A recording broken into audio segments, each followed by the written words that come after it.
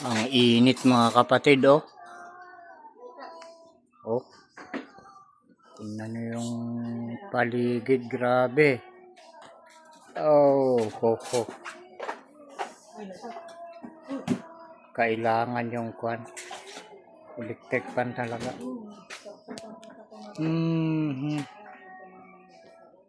Ano bang tawag dito? Tanghaling tapat aga. Tingnan nga natin yung anino natin. Sabi nila pag tanghaling tapat daw eh, matatapakan mo yung anino mo eh. Tingnan nga natin yung ayun oh. Oo nga. Ganito nga pala. Tanghaling tapat oh. Tatapakan yung anino pala talaga oh.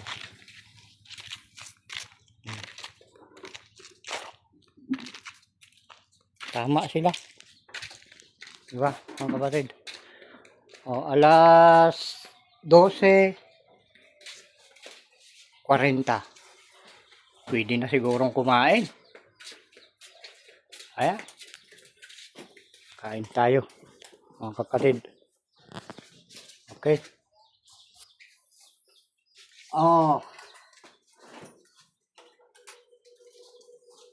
Kita na yung ulam namin ngayon.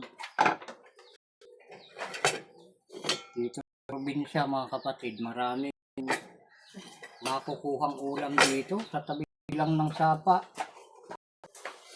Nandyan yung suso, nandyan yung pako. Diba? May mga isda. May ilog kasi dito sa amin. Problema mga kapatid, kahit may mga ganun,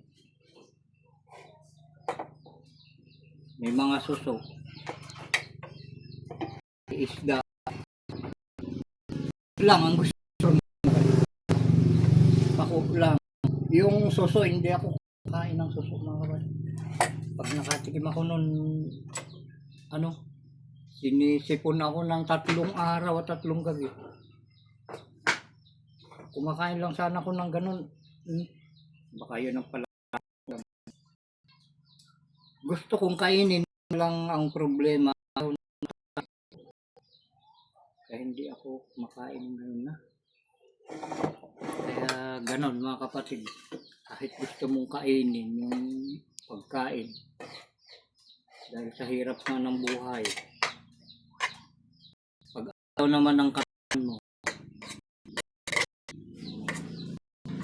Magawa. Kung ano lang yung gusto ng katawan natin na pagkain, yun lang kainin natin. Ang problema na labas. Sayang eh. Gusto mo kainin yung bagay na ayaw ng katawan mo, masasayang lang. Lumalabas kung saan pumasok, dun din lumalabas. Yun ang masamang nangyayari. Pagkukontrahin yung gusto ng katawan mo tungkol sa pagkain,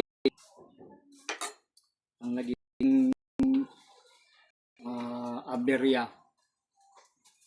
Kung saan mo ipinasok, ay doon din lalabas. Diba, mga kapatid? Kaya ito yung ulam ngayon ng inyong kapatid. Mas gusto ko pa ito eh. Ito. Okay. Tanghalian na ito mga kapatid. Kwan na. 15 minutes na lang bago mauna. Yan. Samahan niyo kung kumain. Mainit pa mga kapatid itong kanin natin.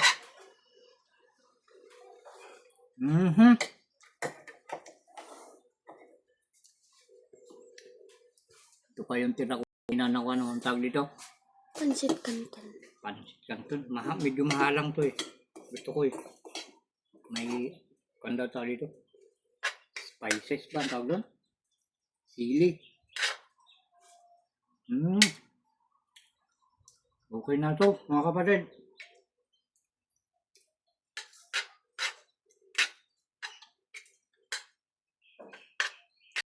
Importante healthy tayo. Hindi tayo gumagawa ng labas na utos nating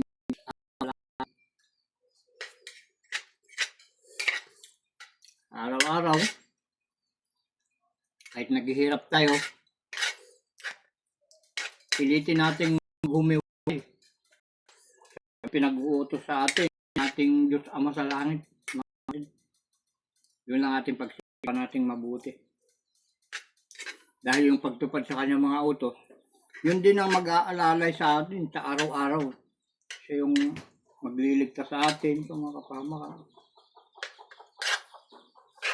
Yung sinasabi nilang disgrasya, hindi abot sa yun. Basta 100% na sundin natin yung magiging problema, mga kapatid. Tapos ang problema, kapag palagi nating tinatapos yung buong utos ng sa araw-araw, mga kapatid. Sa muli, mga kapatid.